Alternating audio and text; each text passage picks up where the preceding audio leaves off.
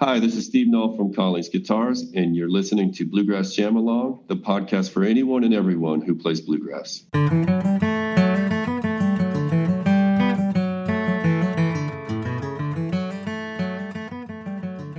My guest on Bluegrass Jam Along this week is returning, a previous guest we've had before, and we had such a great chat last time, and it threw up something I wanted to talk about again, and so he is back. I'm delighted to introduce you again to Nully from Collings Guitars. Hey, welcome back. Hey, Matt. It is my pleasure.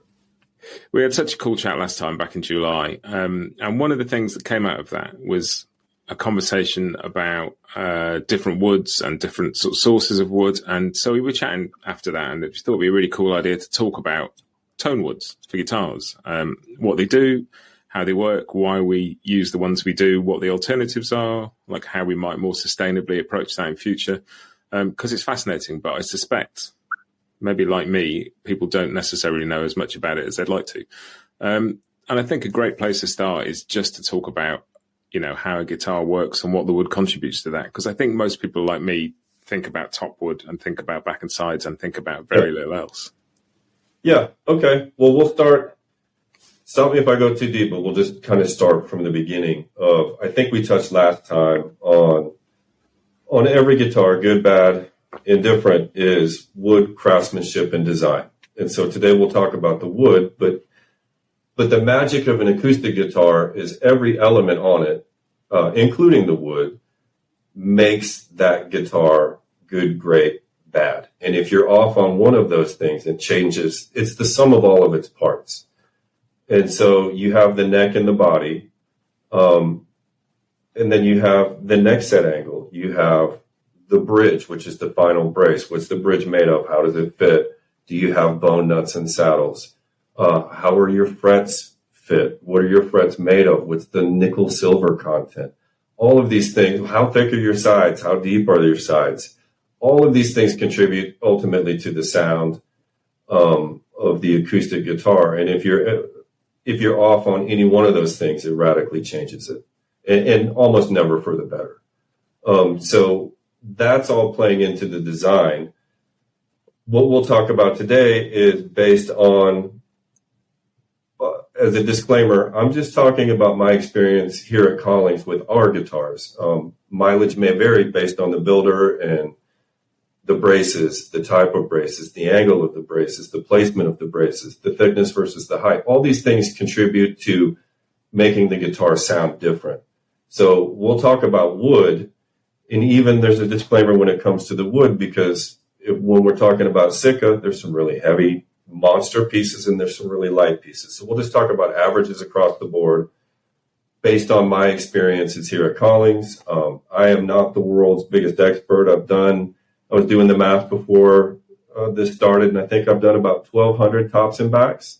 So I am not the world's authority on this, but I know some things. And so I'll take this for my opinion and for what it's worth. I can already hear the forums blowing up with some of the stuff that I'm sure to say or misspeak or whatever. But so a guitar being the sum of its parts, woods being average across the board, I think the disclaimer's out of the way, and that's a good place to start when you're talking about, do you want to go into like Adirondack versus spruce or go through all the different spruces?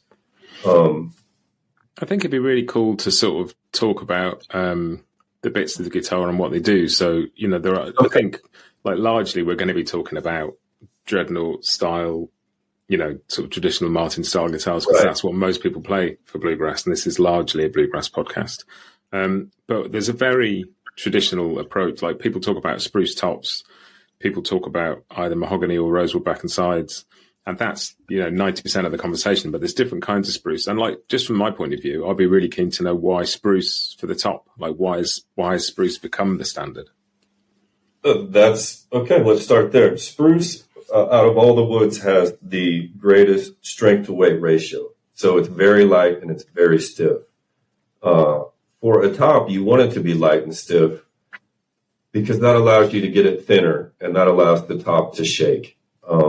Ultimately, a guitar is a very inefficient machine, an acoustic guitar, because all you're doing is plucking the string, and that has to couple to the bridge plate, to the top. And I don't know how deep you want to go, but the X brace on a guitar, which is the main brace, two braces that cross underneath your top, the wings of that X brace are on the wings of your bridge typically. So, and that's on purpose, and that's so the guitar can pump.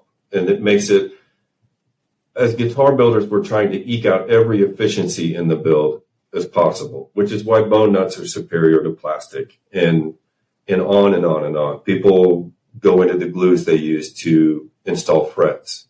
Like, it never ends. You're always trying to make it more efficient at transferring that string energy into sound. So spruce is important for that because it's so light. It has flexibility to it, and it has a typically lower resonant frequency. Mahogany tops, when you're picking out a mahogany top, which is a thing, you're trying to find one that's light and crispy and mimics spruce in your hands. So again, mahogany's all over the board. You don't want a heavy top because it won't move. You'll have a really doggy guitar. And so part of our job as guitar builders is to find the right piece. Again, that's only part of it because you're going to brace it and then you have to voice the braces, but it all starts with the top. If the top's no good, it doesn't matter how you brace it. And so the sort of different types of spruce that are generally used, you've got Sitka, you've got Adirondack, and Engelmann, I guess, is the other one. And it feels like... Sorry? And all the European spruces too. Sorry. The Germans, the Italians, the Carpathians. Yeah. Okay. And it feels like Sitka has become a bit of a standard. And I don't know if that's just because it's more available now, or if it's just easier to work with, or just better. Well, so pre-war guitars, Adirondack was the standard. And everybody stopped using it because it became, as a standard option, because it became really scarce. They used a lot of it. The trees don't grow super fast and super big. On paper, Sitka spruce, and on paper meaning Janka hardness, pounds per board foot, the wood database type paper, where they compare all different structural elements to different woods. On paper, they're very similar, almost the same. In your hands, they're not. But Sitka became the new go-to because the trees are massive, so you have a lot of yield. It's great tone wood for a top. It's the right weight. It's the right stiffness. It looks beautiful when it's on the quarter and has that silking medullary rays. It's really versatile. It's our standard option for our guitars. It's kind of the do everything really well top. And if Adirondack trees were as big and plentiful as Sitka is, we probably wouldn't even be using Sitka. So Adirondack is still available. It's a much more expensive option because of the scarcity. And what does that sort of do sonically or to work with compared to Sitka?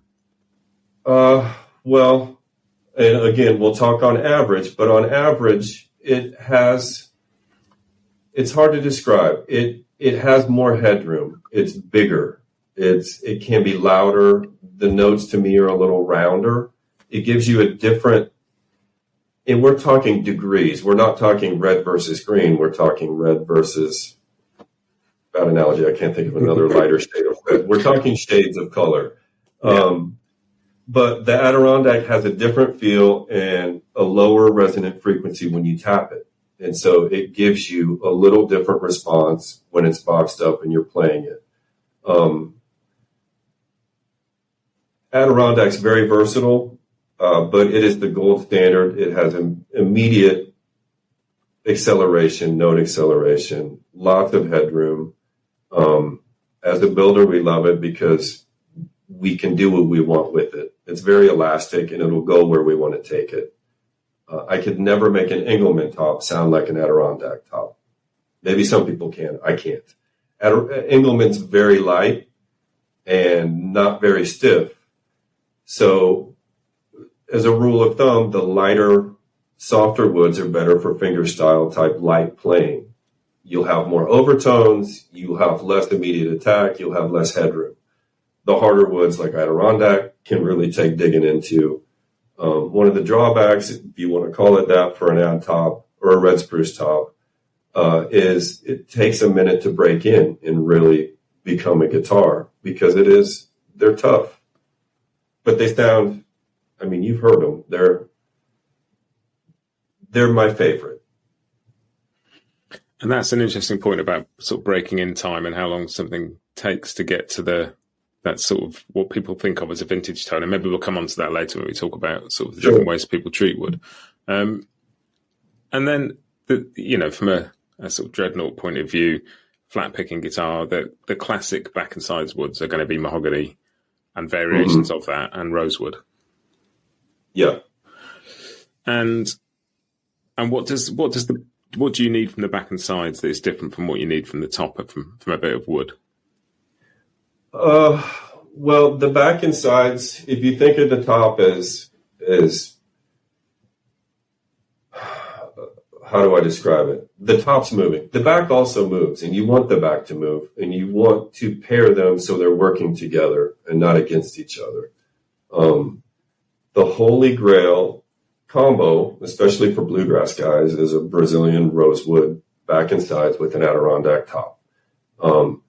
Brazilian went on CITES, I think, in 92. And so to use it, you have to have paperwork for the last 30 years. You can't use anything that was cut after that. So immediately and it's very expensive. But as a builder, it's a dream to work with. It smells good. The tap is incredible. It's like playing a Collings. You sound like you're a better guitar player than you are. Brazilian just does everything for you. It's gorgeous stuff. People started scrambling, and still are to a large extent, to find its replacement. And I'm not saying it's better than mahogany. It's a different guitar than mahogany. We'll get to mahogany, because mahoganies are my favorites, but we'll get there. In that scrambling, there's been lots of, I can't tell you how many different species of Dalbergia or rosewoods that people have experimented with. And going back to the wood database thing, on paper, they're very similar, but in your hands, they're different. Meaning the weight is about the same, but they just don't tap the same, which means it's not going to sound the same when it's boxed up. So the scramble began with Madagascar, Amazon, Honduran, Panamanian, Yucatan, all these different rosewoods, and they all have a different sound, even when paired with the same tops. Sorry, I started talking and I lost the question. The point is, they all do something different. One's not better than the other, but in the scramble to find the replacement, all of a sudden this whole world of options opened up, where if you look on your social media, you'll see people using wild woods. It doesn't mean they're better or worse. They're just different and give a different sound. So the back needs to shake with the top. I just remembered where I was going. And it's our job to manipulate that so we can handle the tension, but still swing. And so, look, is it similar to a drum in that you want the sides to be very stiff with two sort of resonant surfaces either side? Well, that's another part of the design. There's basically two schools of thought on that. The younger builders now are using really thick sides and really thin tops and backs, with the idea being what you just said, have a really stiff structure and let the top and back do what they want, a supporting structure. We don't do that. We make traditional steel string guitars, and our sides are really thin. So it's all part of the design. Again, one's not better than the other, but that's how we're approaching this problem. At the Boutique Builders Showcase, I think at the NAMM show, I'm a guitar fanatic and I love guitars and guitar builders, and I love talking shop. And every one of the young builders had either laminated sides or extremely, extremely, extremely thick sides. And all to solve that problem of getting that top and back to shake the way that they want to make it shake and manipulate the sound to what they want to hear. You know, I don't know how many different bracing patterns. We use an X brace. Not everybody does. Again, trying to manipulate that sound and get that wood to do what they want it to do. And are the braces generally made out of the same wood as the top? We'll be right back with you just after this. Bluegrass Jamalong is proud to be sponsored by Collings Guitars and Mandolins. If you're attending the NAMM show in January, stop by the Collings booth to say hello to the team, get hands-on with their selection of customised acoustics and electrics, and check out some exciting new prototypes they're working on for 2024. They'll also have a few of their world-class artists on hand demoing various instruments. And if you can't attend, don't forget to follow their Instagram and Facebook accounts throughout the show for photos, videos, and the latest news. Collings Guitars are hand-built from the sound up in Austin, Texas.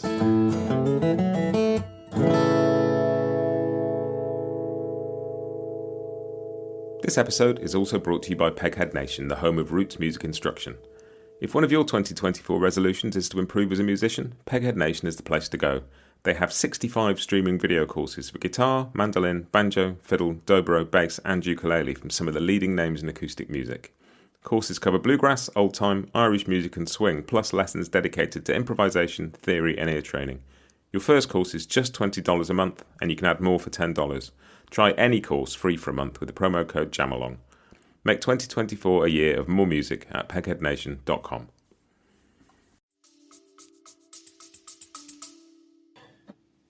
Yes. For Collings, we offer Sitka braces are standard, but we offer an option for Adirondack braces. Again, one's not better than the other.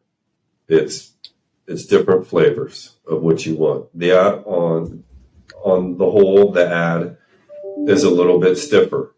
And so if you're looking for that, if you're looking to make a banjo killer and you want to remake some historic guitar, then you're probably going to add the Adirondack braces option to your build. And you'll get the guitar that you think you're going to get.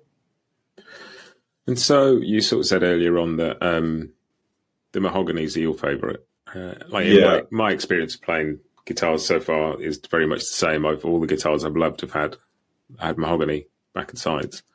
And what is it that's different about mahogany that the rosewood sort of doesn't do? Mahogany's quite a bit lighter. It has more open pores and has a different flex to it. It's not as stiff and rigid. And so when you build mahogany, you get all of that comes out in your build, and you get sort of, to me, the rosewoods are almost punchy and metallic and maybe a bit boomy. I'm not a marketer. I don't know these terms, so I apologize that I'm not describing it correct. This is just what I hear. The mahoganies have a sweetness to them, and I get to hear more wood in those guitars. They're drier isn't the right word. To my ear, mahogany is what a guitar sounds like. There's nothing wrong with rosewoods at all. If I'm going to sit down and play, I prefer a big body mahogany guitar because I feel like I can hear the wood better. Help me out here, Matt. Describe what I'm trying to say. No, I know exactly what you mean. There's something about, like you hear, I don't know, like classic 70s recordings of acoustic guitars, like Don McLean or Neil Young or whoever, and they've got D28s and they sound, there's a sort of warmth and a big resonance to them. But if you're going to flat pick a tune of, I mean, don't get me wrong, there's a lot of, like Brian Sutton plays a D28 and anybody would give both their arms to sound like that.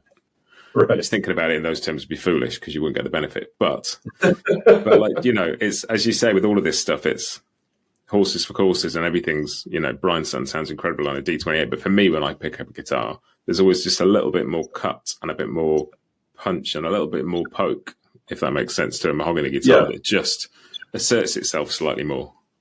Yeah. And it depends on how you play and your style and obviously what you like to hear when you're playing. Because 5 minutes ago, I was just telling you the Holy Grail was Brazilian and ad. And I would never say no to Brazilian ad. But for the way I play and my style, the mahogany in my ear, the mahogany just suits me better. And that's true of everything that we're going to talk about as far as wood selection or wood options. We're a custom shop, so we build the guitar that people want. And so If you're a fingerstyle guy, we'll guide you to the woods that would be best for that. If you have a really light touch, maybe you don't want a Brazilian ad dreadnought. And most of our customers come to us knowing what they want, but a lot of times they'll say, what's the difference between German spruce and Adirondack other than $350 on my bill? And so we try to walk them through that. And when I say we, I mean the office. I'm never on these calls. They don't want me answering the phone because I have a hard time describing the thing that I do every day, obviously. And so, like, you know, this, in lots of conversations about guitars, this is where the wood conversation stops. It's like, you talk about spruce, you talk about mahogany, you talk about rosewood, you talk about the top, the back, and the sides. And one of the things you said last time when we talked, you were talking about making the custom model for Julian Lage, and you talked about trying a whole load of different necks on the same body. And it, like, sort of slightly foolishly, maybe, it hadn't occurred to me that what a difference. And it's the, you know, the neck is a big lump of wood on a guitar. Of all the wood in a guitar, the neck is a fair percentage of it. And of course it makes a difference, but it's not something that had even really crossed my mind. Yeah. Yeah, the neck is, and I'm sure we talked about this, but I was the neck guy here at Collings for, I don't know, over a decade. And so the neck is every bit as important as the body to the final sound of the guitar, and maybe more complicated to build right, at least for our design. We use a one-way truss rod, which is just a piece of cold rolled steel that we put into the neck and trap it with a piece of maple so it's compressed. And its job is to fight the tension of the strings. And so it's incredibly difficult to make right because the goal is at the end, after we do our fret job and sand out and it comes into setup, we have a plec machine. We want, if our frets are 43 thousandths, we want the plec machine to see 43 thousandths all the way and just touch the frets. By making a one-way truss rod, most people use two-way rods. So it works. It gives you relief and backbone. There's nothing wrong with that. Again, it goes back to design. Bill's design was to always keep that neck under tension because a stiff neck allows the body, similar to the sides conversation we were having, a stiff neck allows the body to do what it wants to do. Julian's design was he didn't want the neck stiff. He wanted everything shaking. He wanted to work to get the sounds out of that guitar. And a stiff neck, the guitar is doing the work for you, if that makes any sense. Yeah. So we have experimented over the years dozens of times with dozens and dozens of variations of internal neck designs. You wouldn't know it looking at it, but internally there's been a million different designs going on inside that neck. And we would build a body and then try it and then take notes and take it off and try it. And you can hear the difference between a 1/2-inch maple filler strip and a 1/4-inch maple filler strip on the same guitar with the same strings played by the same guy in the same room. You can hear all that stuff. So it comes back to design. Bill has an absolutely incredible design because he studied the things that didn't work on other guitars when they would come in belly rotation, or the neck set, or any one of number of things. He would try to fix the things that were wrong with that design, or that didn't work as well as they could have. I'm not saying anything's wrong with that design. And so that's what makes a Collings is Bill finding those things and then tweaking them in his own way. Because all dreadnoughts look the same no matter who made them, other than maybe appointments, right? Yeah. But it's what's going on internally. It's the same thing with the neck. So once you get past the internal construction, you also have what material is the fingerboard made out of, what metal content is in the frets, what glue was used to glue in the frets, how does the nut fit, how does the saddle fit, and then what is the neck set. because the next set is another part of the design where you're controlling the tension on the top, because the strings want to rotate forward. So one of the tricky bits about an acoustic guitar is having a top that's stiff enough to fight that rotation, but excitable enough that you can play it softly or hard and still have all that headroom. Because in pure physics, the braces are the physics of a beam. But, I'm going somewhere with this, I think. Let's just go. But on a guitar, all of a sudden, you have external forces working not straight up or straight down, but in rotation. And so all of this has to work together in a way that the guitar sounds good. So there's a very fine line you're walking on all of the steps of building an acoustic guitar. And so presumably part of the challenge of building an acoustic guitar is to build something light enough to resonate, but solid enough to withstand being able to do that for several years. Yeah, we need to trade places. You just said what I was trying to say. That's exactly right. And we want these things to last forever. And of course they won't last forever because they're not built to. Flamenco guitars are built to explode. They're built so light, they're not going to be around in 20 years. There's way more tension on a steel string guitar. And so we do that dance to make sure that it sounds good right now. And it's still going to be a guitar in 20 years, 50 years, and hopefully sound even better. And if people like that sort of quote unquote vintage tone, then the guitar needs to last that long to produce it. Or does it? It's another interesting conversation. That's the question I don't have an answer for. And we're all chasing that same dragon. We want to have that sound of that 1936 D18. How do you make it right now? Well, I can get something that approaches that, but I can't guarantee that it's going to be around forever because I have to build it even lighter than they did back then, because that guitar's been a guitar for 80 years or 90 years, whatever the math is. It's been a guitar. The wood's done what the wood's going to do. So the stiffness to weight ratio we were talking about with the spruce is already gone up since it's been a guitar, because the cells the wood has undergone a change just by aging. Guitar, not guitar, that wood is aged, and now it's even stiffer than it was than the day they built it because that stuff's broken down.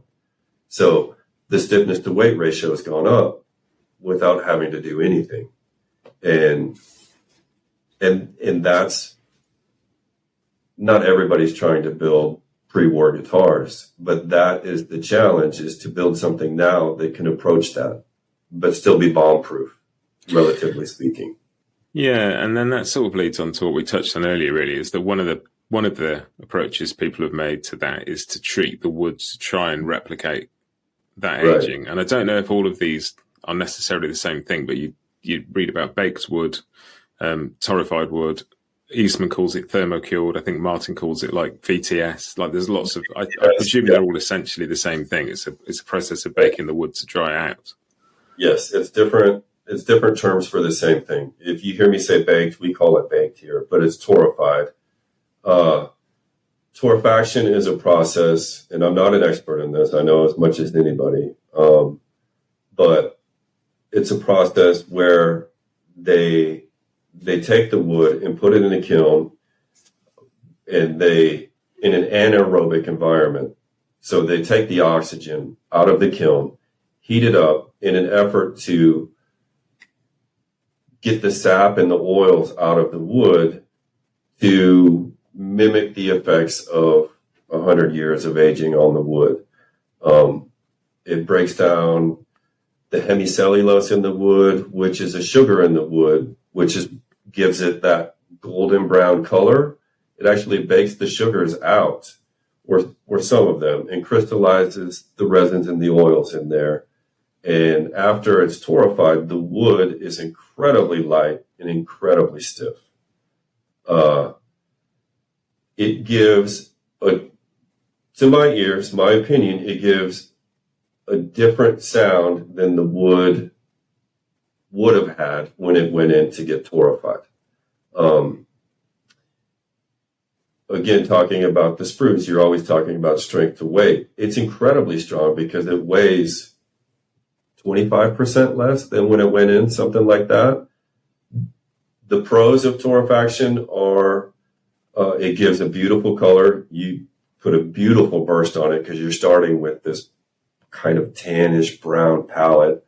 The bursts look incredible. As a production guy, it can be hard because it's very brittle. And when you go to route for binding or purfling, it's chippy. If you put your fingernail in it, you can't steam it out.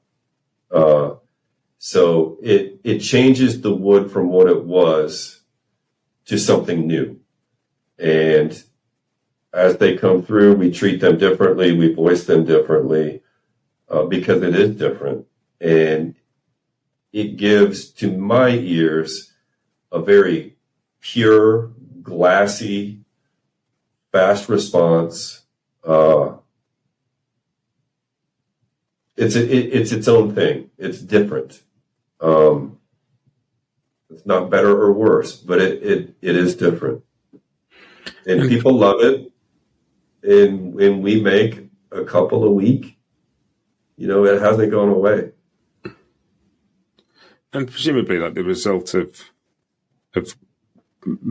changing the wood in that way over the course of a few hours versus a few decades, like it's just I'm certainly no scientist, but like it can only be a slightly different thing, even if it approximates some of the same effect. Yeah, and there's different people doing the baking, and so there's different results on the bakes. So there's light bakes, there's dark bakes. I don't have the benefit of knowing what went in. I only see it. We don't do any baking. I buy this stuff already done. So I don't have the benefit of knowing what it felt like going in. Only what arrives to our doorstep and I get to process. It's different. If you closed your eyes and I handed you two pieces of wood, you would be able to know the difference where you might not otherwise, if that makes sense. It radically changes it. And again, not in a good way or a bad way. Some people love the way they sound and other people opt for something different. Yeah.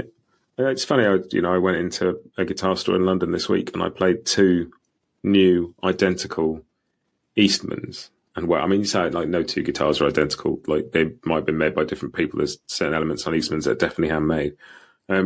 But to all intents and purposes, same spec. And one had the torrefied top and one didn't. And I was presuming to like the torrefied version more. And I didn't. I preferred the standard version. And then I also played another one, which was a used version. It did have a torrefied top, which I preferred to either of the other two. So, it's very much like you were saying that, it's all, there are no total hard and fast rules in any of this. No, and that's the beauty. That's the beauty of an acoustic guitar. And that's the challenge here is trying to replicate what we've done before for the guy that played one in St. Louis and wants to order one of his own. With all of these variables, we have to deliver a guitar that plays and feels the same as the one that he heard 4 years ago in St. Louis.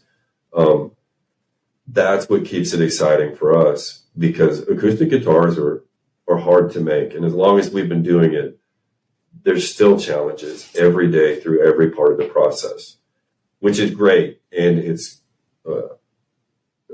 it'll make you crazy. And we're always still trying to tweak and get better and more efficient and all the things a business would do. But as guitar builders, that's what keeps us coming back is all these little variables. If you change one of them, which I'm assuming happened to the Eastman that you liked and not the other Eastman, some variable was different. And my job is to remove those variables so you get the Eastman that you liked, or in my case, a Collings. But so every week we start 20 acoustic guitars, and they might have I mean, they're going to be 20 completely different guitars. So it starts with the wood selection and then just feeling it, flexing it, tapping it, all to get to the same end result a couple months later. Yeah. There's something I want to come on to about like alternative woods, but just like popped into my head talking about this. One of the things that is very personal to how people relate to playing a guitar is the shape of the neck. Like some people like quite shallow neck, some like a very sort of, clubby neck. Some people like something in between. But like I've always thought of that as being a comfort and a preference thing, but presumably that sort of can radically affect the sound of the guitar as well. Well, you'd be removing mats. I wouldn't say radically, because the internals are doing the radical change for you. What's inside the neck is doing it. You'll be removing mass and changing the balance on your lap, but I can't close my eyes and tell you that is a thin C and that is a fat V. What's going on inside that neck is making more of a difference. Gotcha. And the fit of the neck. Is there wood-to-wood contact? How is the neck fit with the angle of the set? How is all of the other things that go into it? I don't know that my ear's good enough to hear a difference between a standard and an 1 3/4, or a 1 11/16, or a 1 13/16. All things being the same, I don't think you'd hear the difference. Yeah, no, that makes total sense. So the thing that I wanted to come on to, so we've talked a little bit about the standard woods that people use and some of the challenges with, wood is, you said last time we spoke, wood is incredibly expensive now and some wood is very hard to get. And so you have sort of a couple of options to explore. And I'd really like to talk about both a little bit. And one is to find alternative woods, which you've touched on already, like alternative varieties of the same species or just alternatives completely. And the other one is to find alternative sources of the same woods. And there's things like, there's people talk about sinker wood, people talk about reclaimed wood, and there is wood out there in some form that doesn't need to be harvested, that is still potentially suitable.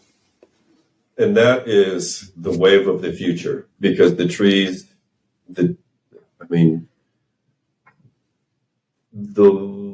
you take mahogany, for example, it's getting harder to ethically source the mahogany, and the trees are younger, and a younger tree means the grain direction isn't quite as good as you would want. And then the mineral content, they're grown really fast, isn't the same. So it gives you a ropier, spongier piece of mahogany than the stuff that we had 20 years ago. And so everybody is searching for alternatives. And it goes back to the Brazilian. People scrambled for it, looking for the next big thing. Well, it turns out Indian rosewood was its direct replacement because it's plentiful. It's sustainable. But the stuff that we're getting isn't cut down. It's already down. And I think that's the same pretty much industry-wide. Organizations like CITES and the Lacey Act are going a long ways to protecting that as well.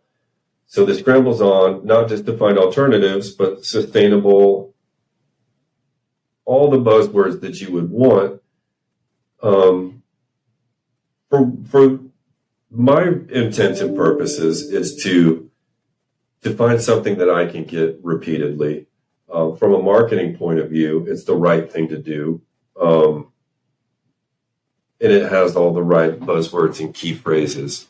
But it's interesting to play around with. We've made some sinker mahogany that was from the British colonization of Belize. They would cut the logs, float them down the river. Some of the logs would sink. People have gone down there, and there's a lot of logs down there, brought them up.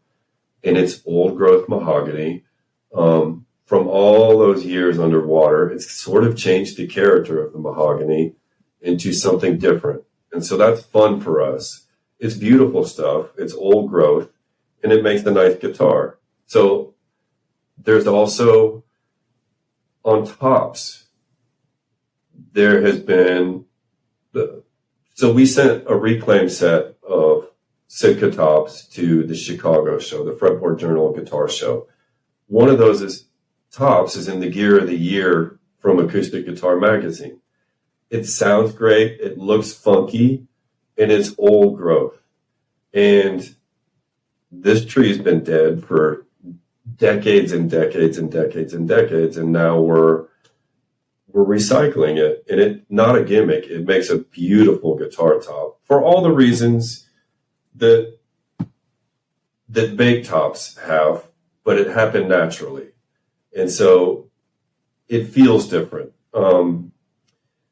Torrefied tops can sometimes feel like the winter grains are extremely hard and almost skeletonized, if that makes any sense. Like they're incredibly stiff and crispy.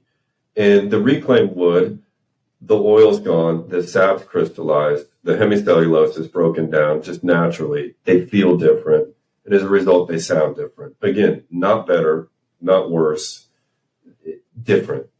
And so we've been playing around with these. There's not, so far, I have 2 suppliers for them from 2 very different sorts of instances, but I'm getting tops now from bridges, from fish traps, from Alaska, from floating logging camps. They were the buoyancy logs for the floating camps that got dismantled in the 90s, were probably spent decades underwater, and now they're sawing them up, and it's beautiful top wood. It's not lily white and straight and pure. It's funky and old and has a vibe to it. And so we've been playing with that for the last, year or so. And it's really interesting because they do sound different. Again, back to the strength to weight ratio. They're stiffer. The stuff is broken down. And so as a result, they're lighter and they've just got a beautiful flex to them. I'm talking very nicely about this wood because I love it. And I have a special spot in my heart for it. And I hope our customers accept it. And it looks like they will. But it's fun to play with this stuff because we just added a different flavor to our options list. It's not Ad, it's not Engelmann, it's something different. It's Sitka, but it's different than Sitka, if that makes sense. Yeah, absolutely. And you're sort of saying that the appearance, like it looks funky. Is that a color thing? Is it a grain thing? Is it a... So I have some that are yellow. I have some that are blue. I have some that are gray. I have some that have red streaks in them. And I have some that just sort of look dirty.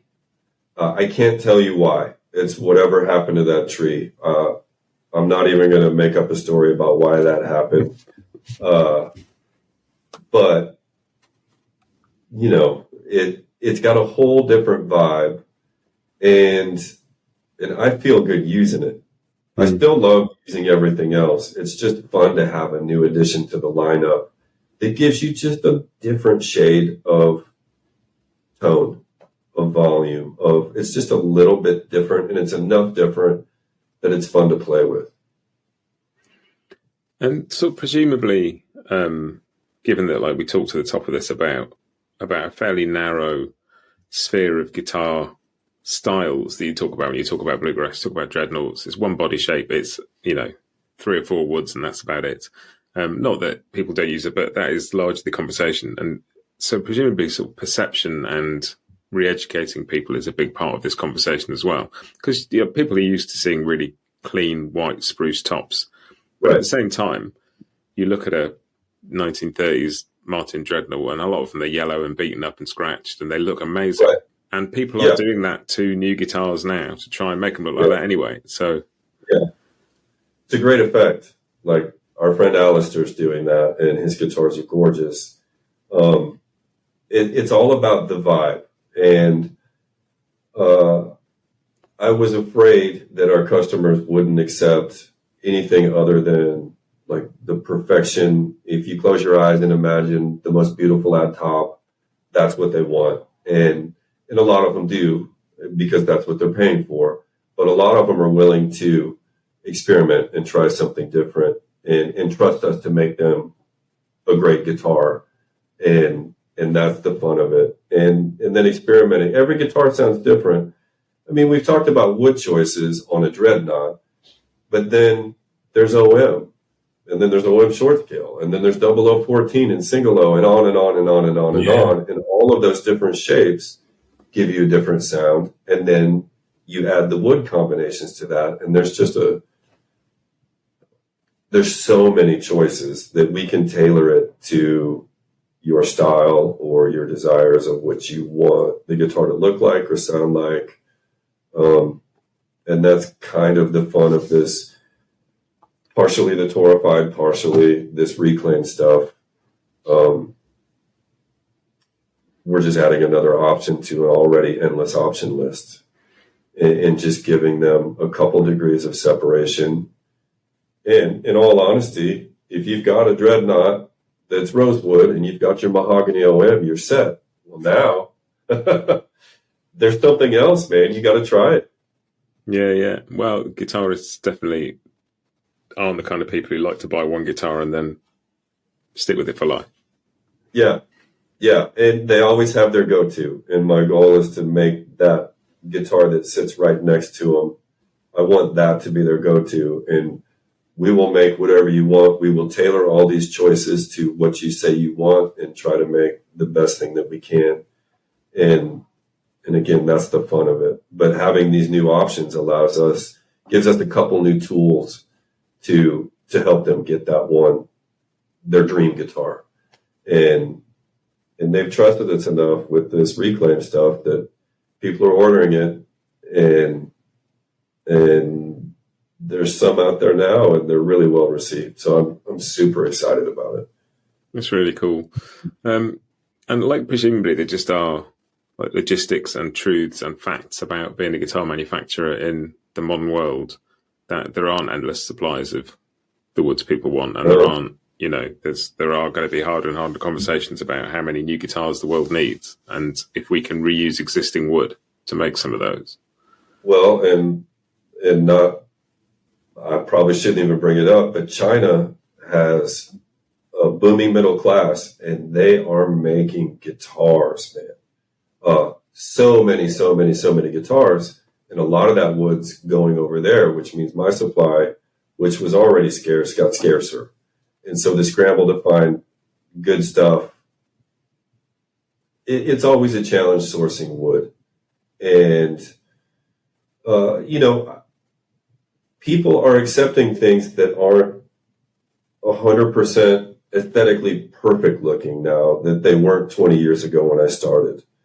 And I remember when we stopped grading ebony, for all the right reasons, I didn't think the guitar community would accept ebony that wasn't black. And I haven't heard one complaint from anybody that there's some brown in my ebony, because they were cutting down ebony trees, opening up. If they weren't black, they were just left to rot there on the floor. And I really thought there was going to be a public outcry from the guitar community. No, there hasn't been any. And my fears were the same with this reclaimed, and it's been really well accepted. Torified was not we weren't at the front of the Torified top. Our customers started demanding it, or asking for it. And so we started supplying it. The industry's very accepting now compared to what it was 20 years ago. And so it makes sourcing wood a little easier, because I know if they'll trust me if I tell them it's good. And so that makes my job, I'm not going to say easier. And it's great that they trust us to give them the stuff. We're not going to put out a guitar we're not proud of. And they know that. And so it allows the guitar makers to make the right guitar, no matter what it looks like. And do you sort of feel like, because obviously there are, endless other varieties of trees out there. Do you feel like that that has been sort of fully explored in terms of other trees that might have similar properties? I don't know, because when I'm looking around, there's always a new flavor that I haven't heard of before that has hit one or two of the guys we have dozens of wood vendors because they don't always have what I'm looking for at the right time. And we have great relationships with these guys. And for the past several years, there's always something new that I haven't heard of.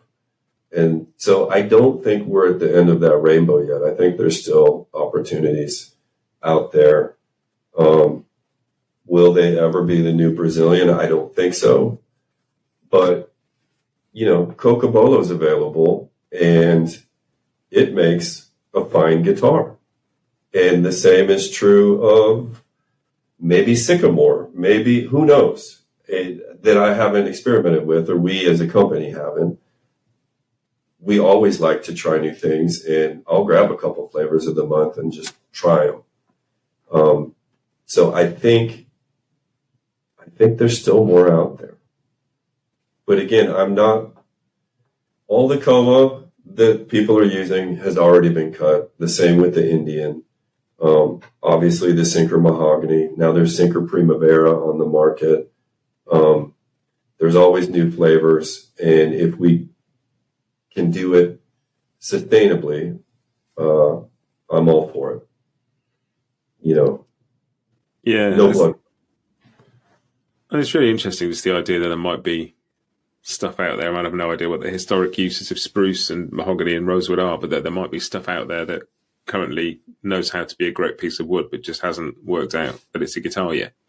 Oh, I always hear stories about somebody finding somebody's kitchen table that's made out of Brazilian, or a friend of mine found a conference table made out of the tree.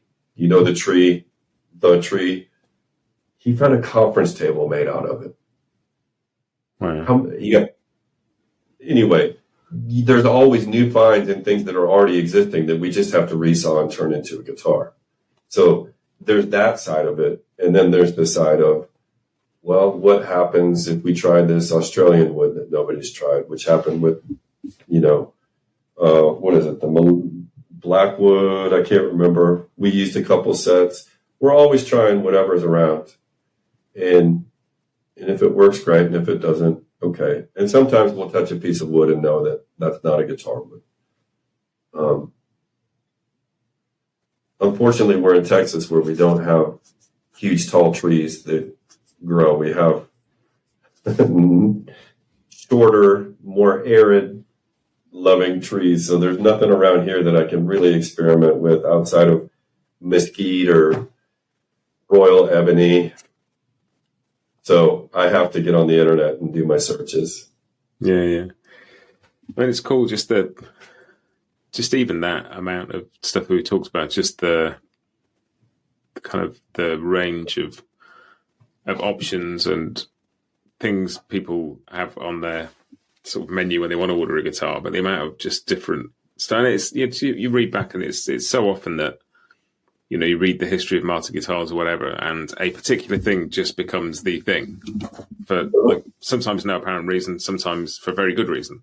And then once the thing is the thing, it remains the thing. And it's, Yeah. And there's a reason Brazilian was the thing for as long as it was. There's a reason Adirondack was a thing for as long as it was. If you're a fingerstyle player, you probably don't love that combination. But if you're a bluegrass guy, you probably do. There's so many more styles, scale lengths, everything for acoustic guitar out now, that somebody's going to find the perfect combination for themselves. And that's the takeaway, really, is the scale length, the sound hole size, what material is the bridge made out of, what are the braces made out of, what angle are they, how tall, all that stuff comes into play. But every builder has their own flavor, and there's something for everybody that's not better or worse than that Brazilian ad combination. There is no holy grail anymore. We're all doing the best we can with the material that we have, and constantly innovating and sourcing new stuff, which is what's exciting about this Reclaim and the Torrified.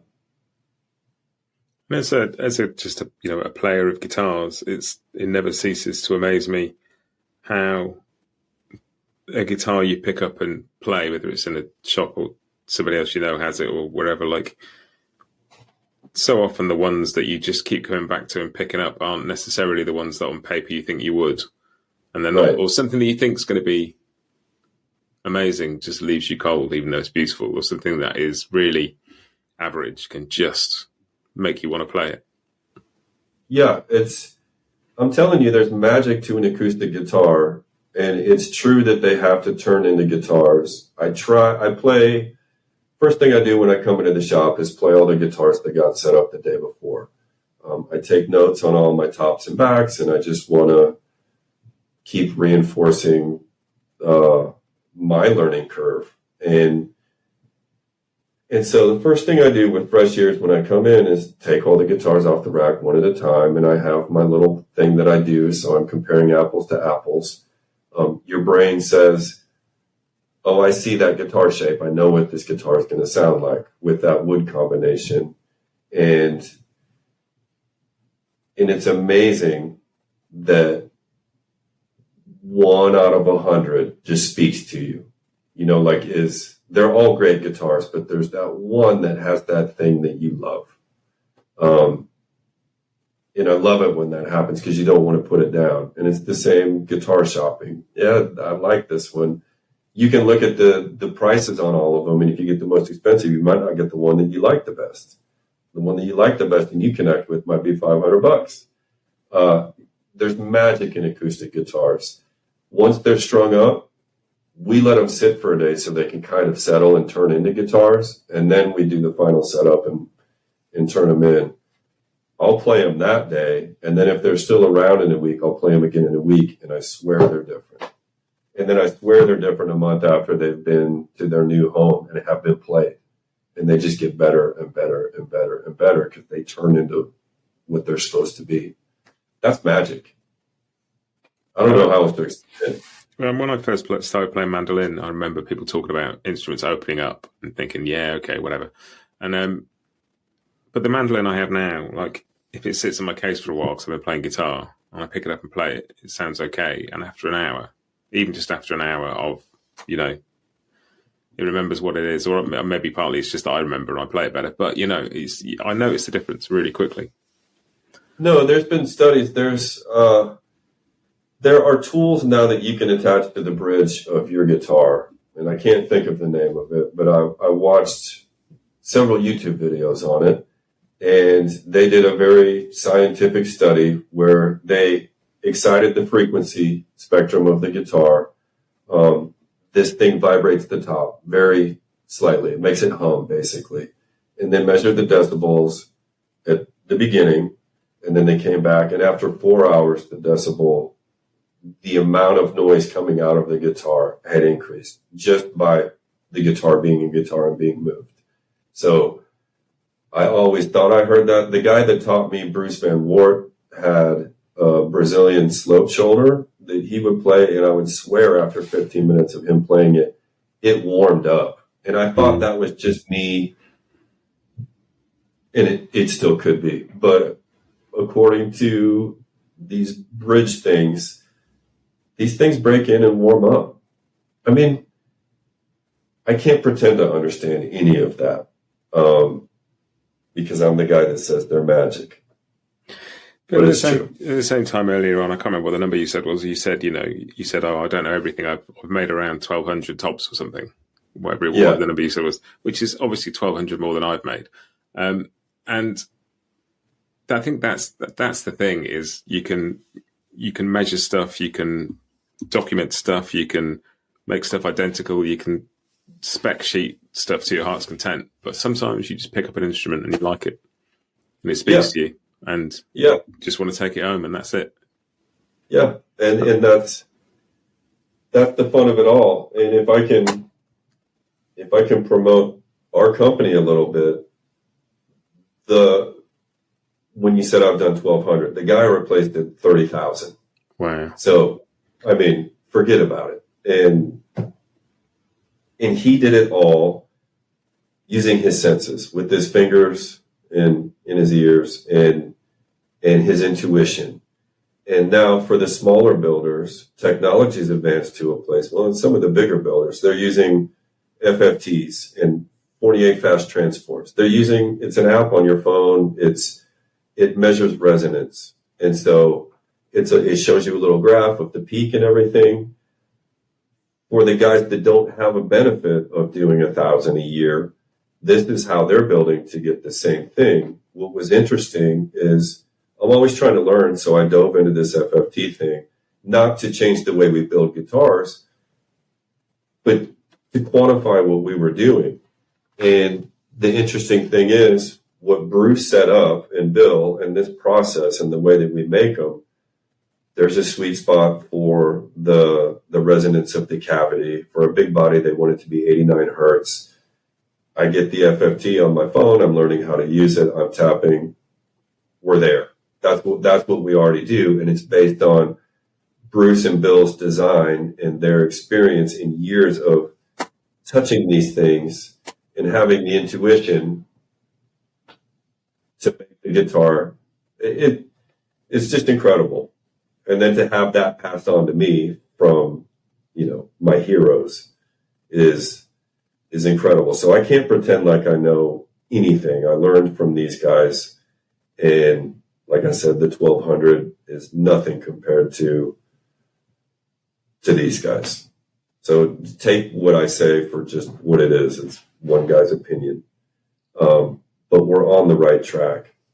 And I love it all because it's, it is magic at the end of the day. Is for all the, you can geek out about this stuff. We've talked about quite a lot of detail in some places here, but it is just a feeling at the end. And then you go and give that instrument to Julian Lage or Bob Minner or whoever, and then the magic really kicks in. And that's what means people like us and people listening to this love talking about this stuff, because it isn't just like train spotting or sports stats. It's some of that, and we like about that as well, and that's great. But it is also just it's emotional, and there's a feeling and there's some magic and something undefinable you can't pin down on a piece of paper.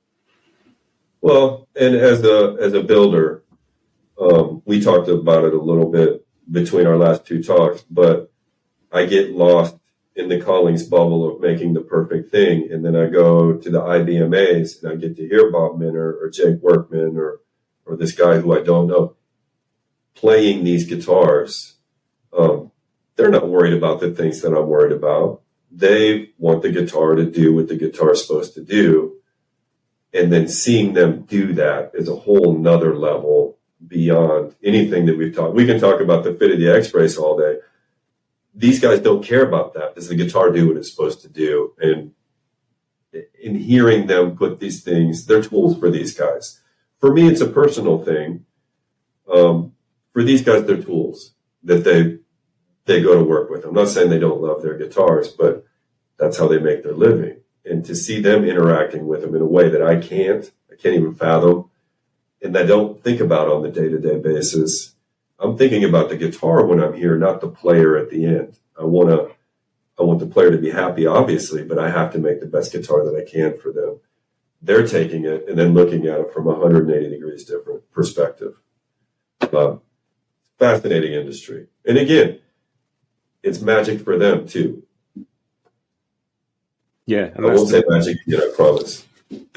But that's the bit that never goes away, and that's sort of the bit that we all share. And I think that's sort of what you talk about, about you never know it all, and it's a constantly evolving learning process, and it remains a kind of a little dance of creativity and curiosity till the end for everybody. Like, the whether it's great builders or the great players or whoever, it never loses that fascination, and that's what makes it the kind of thing that I'm delighted to be able to spend my evenings talking about it with people. And I just, want to thank you for taking the time again to come and talk to me about this stuff, because it's an absolute treat for me, and I'm sure for everybody who's listening to it.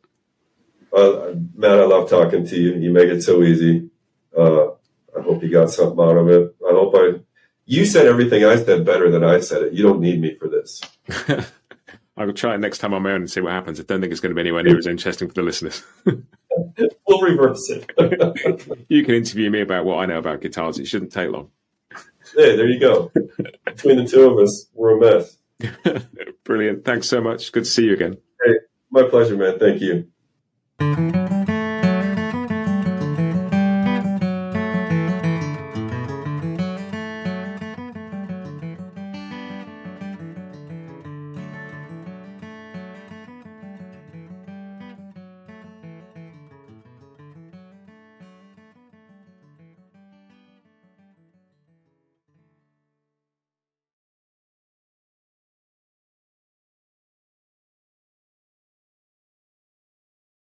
Bluegrass Jam-Along is proud to be sponsored by Collings Guitars and Mandolins, making some of the finest guitars and mandolins in the world since the 1970s. Visit collingsguitars.com and find out why.